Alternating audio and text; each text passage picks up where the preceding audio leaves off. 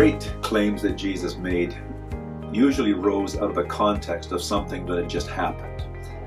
And such is the case today. Jesus makes the claim, "I am the bread of life." And that claim came after one of his greatest miracles. In fact, it was so great that all four gospel writers record this miracle. It's what we call the feeding of the 5,000. Now, it was 5,000 men, so we're talking 5,000 families. So you're talking upwards of 20 to 25,000 people when you take into account the women and all of the children. And we know that children were there. As you read the story, you find there was a little boy with a lunch with 5 loaves and 2 fish. And Jesus takes that lunch and he multiplies it into enough food to feed all of those people. And there's a bit of a timeline here. After the feeding of all of these people, 25,000 or so, Jesus goes with his disciples down to the seashore. He sends them off in a boat, and then he comes back up the hill to say goodbye to the people. And then he begins to pray, and the night sets in. Jesus is praying, and a storm comes up out on the sea, which was not uncommon for the Sea of Galilee. Jesus looks out and he sees the storm, and he goes walking out on the water to them. I think you're familiar with that story. And by morning, he has calmed the storm. They have arrived back on the shore, and all of the crowds begin to gather around Jesus again. And he speaks to them about believing in him. And it's interesting their response. They say, if you want us to believe in you, then do a miracle. Show us that you're someone we should believe in. Like he hasn't already performed a miracle of feeding 20 to 25,000 people. And they remind that this discussion goes on about miracles and manna or bread. They remind Jesus that Moses did a miracle. Moses gave them manna every morning for the 40 years in the wilderness. Jesus quickly reminds them that Moses did not give them manna. God gave them manna. And now God was giving them the true manna, giving them the true bread from heaven.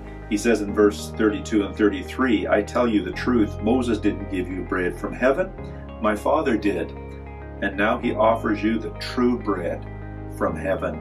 The true bread of God is the one who comes down from heaven and gives life to the world. And then he makes a startling statement. He says then, I am the bread of life.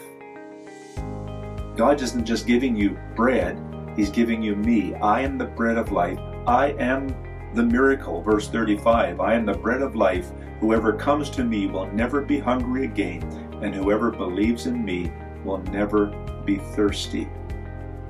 And so you have here a number of things. He is first of all making a startling claim to deity. He begins with the 2 words, I am. I am. And that is the covenant name of Jehovah God that he gave to Moses right back at the burning bush when Moses was asking him, who shall I say to the people, who shall I say sent me? And God says, tell them that I am has sent you. And that became the name that everyone recognized as belonging to Jehovah God. And when Jesus uses this, it begins the statement saying, I am. That is something that Jesus listeners would have immediately picked up on, that he was actually claiming to be God himself, using God's eternal name, I am. And then he says, I am the bread. Bread was an essential part of their diet. It was the basic dietary item. You can live a long time on just bread and water. And so he's saying to them, I am bread. I am essential to life. He says, I am the bread of life. He's the bread of not just physical life.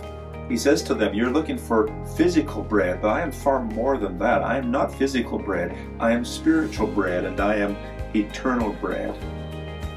And then he gives an invitation. I am the bread of life. Whoever comes to me will never be hungry, and whoever believes in me will never be thirsty. Come and believe. It's an invitation to surrender your life to him, to come to him. You can do nothing about your salvation. You cannot earn your salvation. You do not deserve the bread of life. But God offers it to you. He gives it to you as a gift of God. eternal life, the bread of heaven. And He wants you to surrender to Him. He wants you to enjoy His life. So surrounding this discussion, this miracle, and this discussion about the bread of life, I want you to discuss, I've given you 3 questions. I'd like you to discuss 1 or 2 of them, enjoy it, and grow in your relationship with Christ, the bread of life.